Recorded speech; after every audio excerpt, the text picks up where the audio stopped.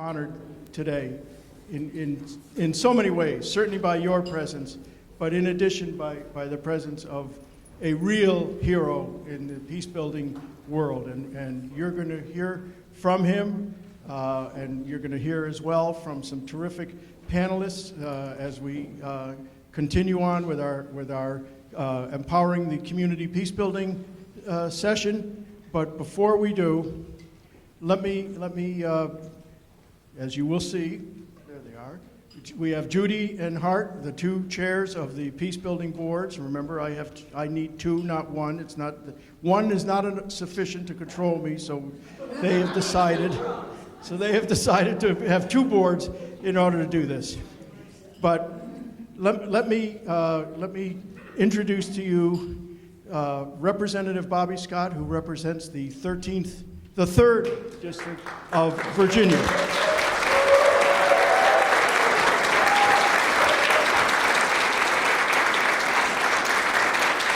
You should be standing. That's absolutely right.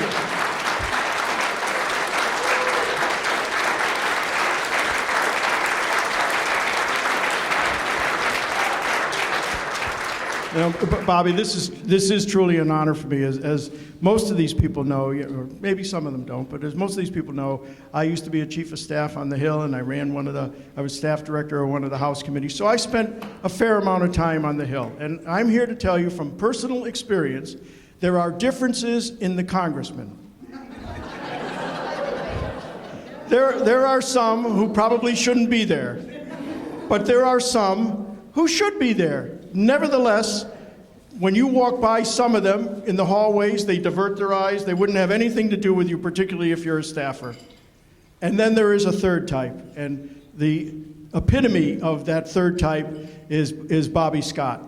He is one of the nicest, most respected, most humane representatives that we have. We all know, and you will hear even more about the terrific, terrific work he's doing to build a better world and a more peaceful and fair and justice world. But I'm here to tell you that he is absolutely, positively one of the nicest ones that we have on the Hill representing us, and we should all be very, very proud.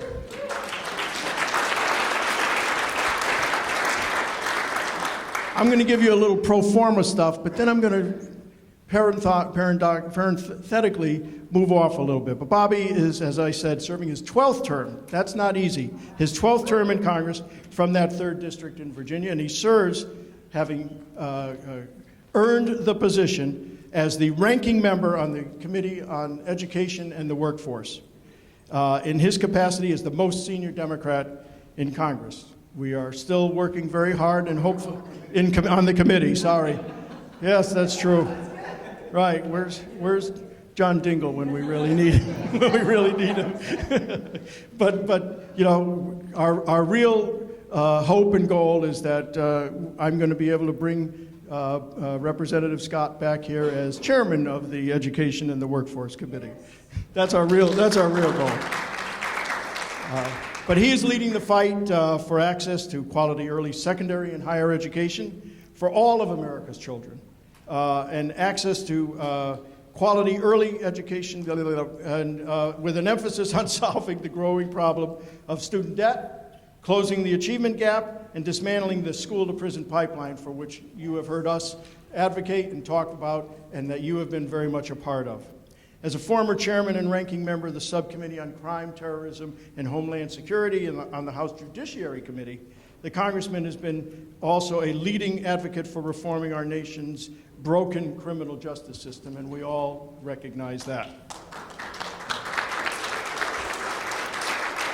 But from the beginning of his tenure in Congress, Congressman Scott has led critically important efforts to pass comprehensive juvenile justice reform and crime prevention legislation.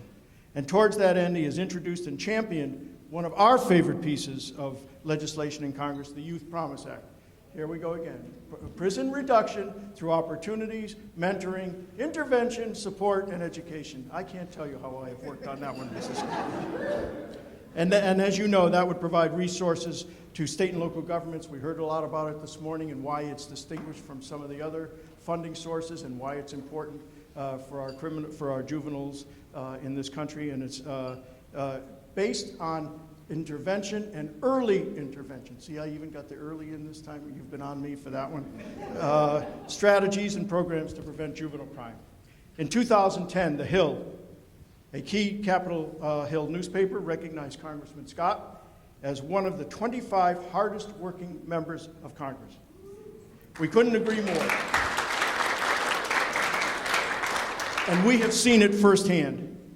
It is for all of this work that we have just shared, and for so much more, that we are so pleased to be giving Congressman Scott our 2015 Congressional Peacebuilding Award. And let me give you one other specific piece of work that he did for us. You know, in the Youth Promise Act, when you read the bill, you will see in one section, 205C or whatever, is it 205C, Mr. Wonk? Mr. Ludlow? Well, anyway, in the language of the Youth Promise Act, there were lists of 10 different types of programs that were worthy of funding and should be certainly considered. I went to Mr. Scott with some of our staff, and we said to him, restorative justice is not only a very, very important piece of the work that we do at the Peace Alliance, but more importantly, it's a very, very, very effective tool that can help reach the goal that we are all trying to do to build justice into the system. There are now 11 suggested programs in the Youth Promise Act, and I think we're actually number 8. He put us even up higher than the number 11, and he lists restorative justice programs as one of the key areas.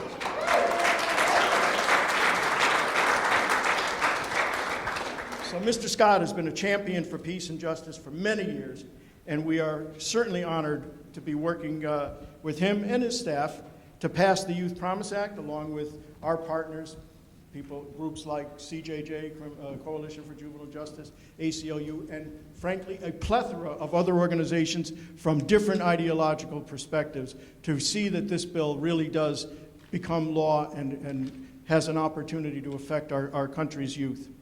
But we want to present you, Mr. Scott, with a token, small token, I will say, to represent what your leadership means to us and our nation. It's truly been an honor, and we look forward to continuing to work with you as we move not only on Youth Promise Act, but so many other of our shared priorities.